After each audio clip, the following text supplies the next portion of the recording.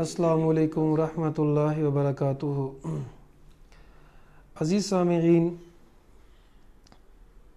قرآن مجید کے ساتھ ہمارا تعلق کیا ہے اور کیا ہونا چاہیے، اس کے حوالے سے پہلے ایک دو باتیں، ایک دو گزارشات ہیں وہ سن لیں، اس کے بعد پھر ہم سورۃ البقرہ کی آیت نمبر 196 پڑھتے ہیں۔ زبان سے تو ہر کوئی کہتا ہے کہ مجھے قرآن سے بڑا پیار ہے، قرآن سے بڑی محبت ہے اور قرآن کی بہت زیادہ اہمیت ہے، یہ تو ہر کوئی کہتا ہے، لیکن عملی طور پہ اگر ہم نے عملی طور پہ دیکھنا ہو تو ایسا نہیں ہے۔ ہمیں یہ دیکھنا ہے کہ قرآن مجید میں ہم کہاں ہیں۔ اللہ تعالیٰ قرآن مجید میں فرماتے ہیں کہ قرآن مجید میں تمہارا ذکر ہے، اپنا ذکر ڈھونڈو کہ کدھر ہے۔ اچھے لوگوں میں ذکر ہے کہ برے لوگوں میں ذکر ہے، اور ہمیں یہ بھی دیکھنا چاہیے کہ محمد کریم صلی اللہ علیہ وسلم جو قرآن مجید کے بارے میں شکایت کریں گے اللہ تعالیٰ سے، ہم کس لڑی میں ہیں، ہم کس لائن میں ہوں گے۔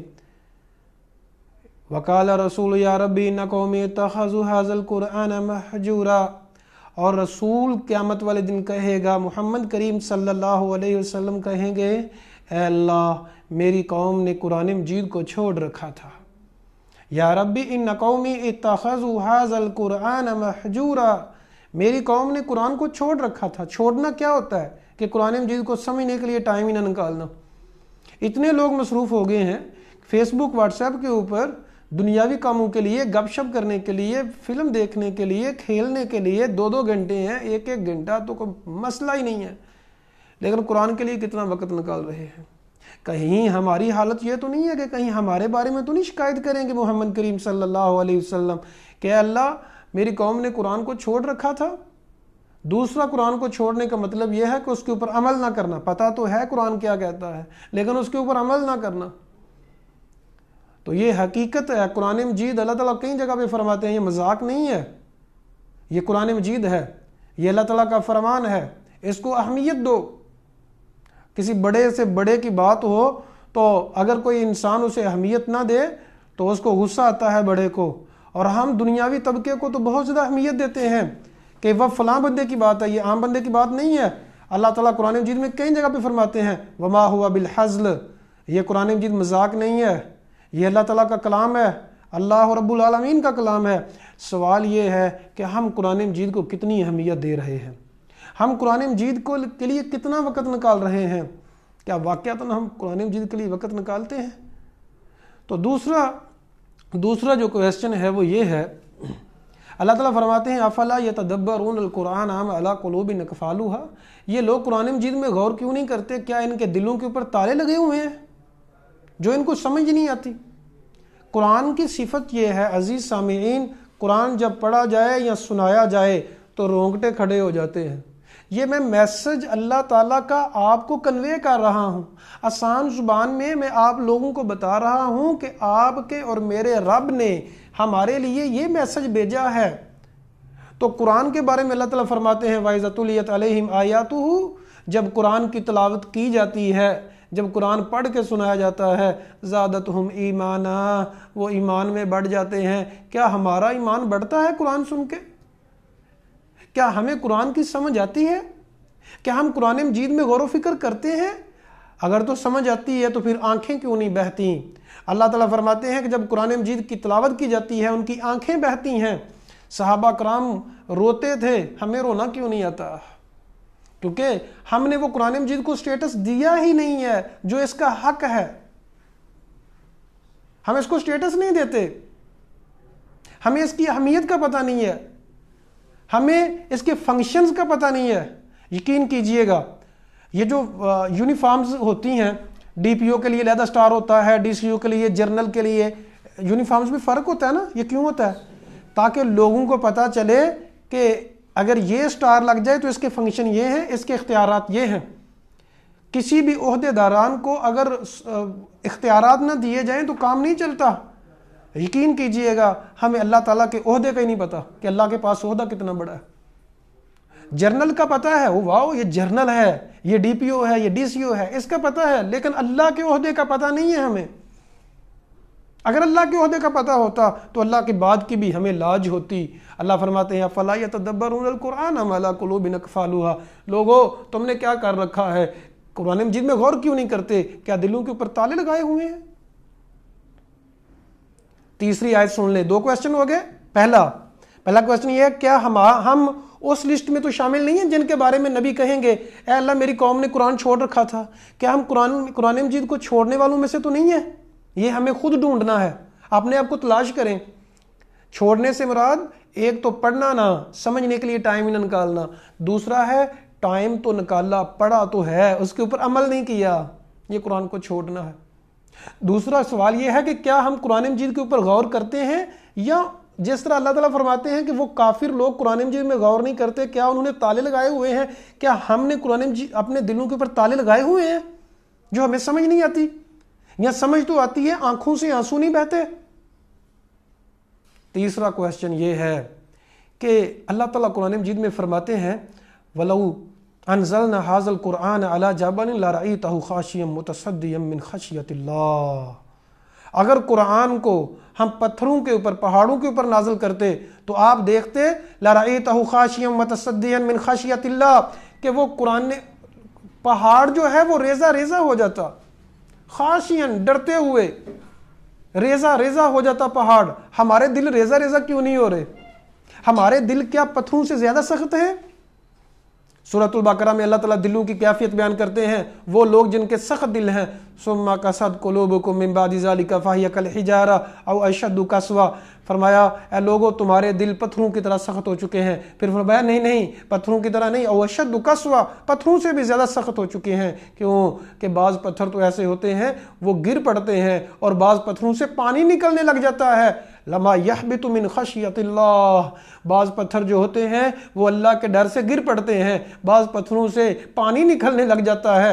ہمارے دل کا کیا پتھروں سے بھی زیادہ سخت ہے ہمارے دل؟ ان کے اوپر اثر ہی نہیں ہوتا؟ ہمیں یہ سوچنا ہے، ان 3 سوالوں کا جواب چاہیے۔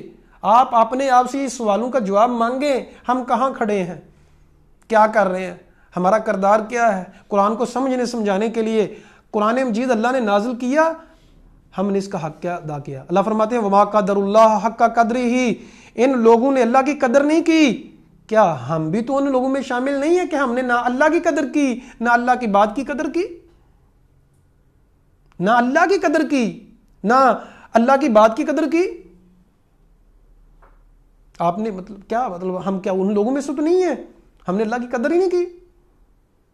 تو خدا را اس بات کو سمجھیں، قرآن مجید کے لیے وقت نکالیں، قرآن مجید کو سمجھنے کے لیے تگ و دو کریں، کوشش کریں۔ صرف میں اکیلا نہیں کام کر رہا، لائیو بھی ہمارا چل رہا ہے۔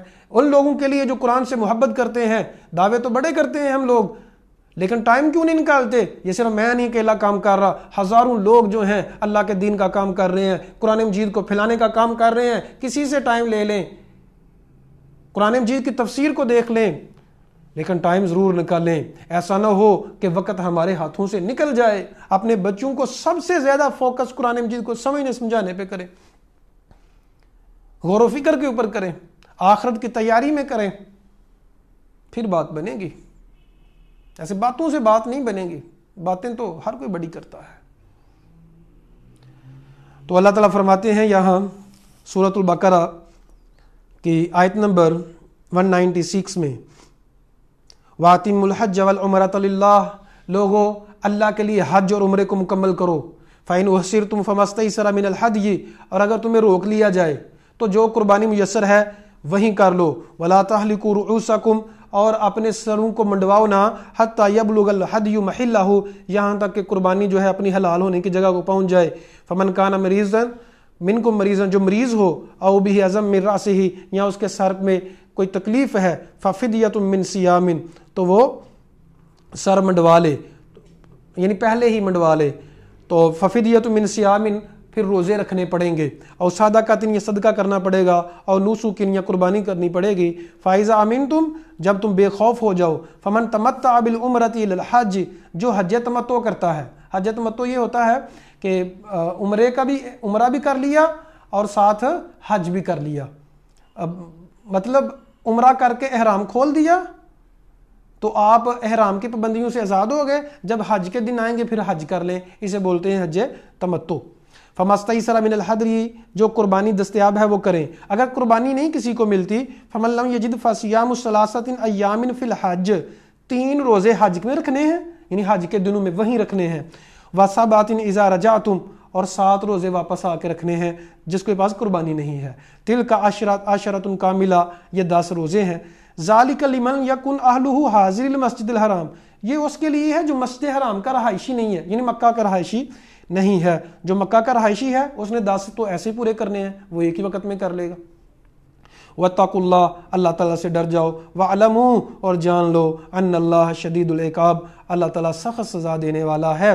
دیکھیں قرآن مجید میں بار بار 2-3 چیزیں بہت زیادہ رپیٹ ہوئی ہیں۔ تقوی اختیار کرو، اللہ سے ڈر جاؤ، یعنی جو تمہیں ڈیوٹی دی جا گئی ہے کیا تم پوری کر رہے ہو؟ جو اللہ نے ڈیوٹی دی ہے تم کیا پوری کر رہے ہو؟ کیا حلال کما رہے ہو، حرام کما رہے ہو؟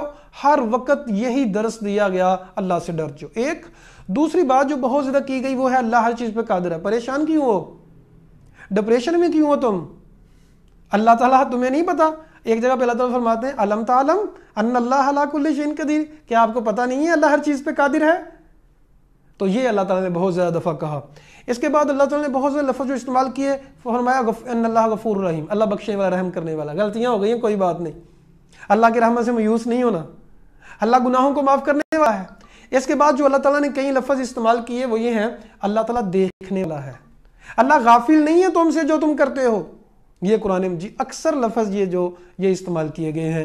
تو عزیز سامعین، ہمیں قرآن کا حق ادا کرنے کی کوشش کرنی چاہیے، اللہ تعالیٰ کا حق ادا کرنے کی کوشش کرنی چاہیے، قرآن کی قدر کریں اور ہم اللہ تعالیٰ کی قدر کریں تاکہ دنیا اور آخرت میں کامیابی مل جائے۔ اللہ سے دعا ہے اللہ حق بات کو سمجھنے اور اس پر عمل کرنے کی توفیق عطا فرمائے۔ اقول قولی ھذا استغفر اللہ لی ولکم ولسائر المسلمین۔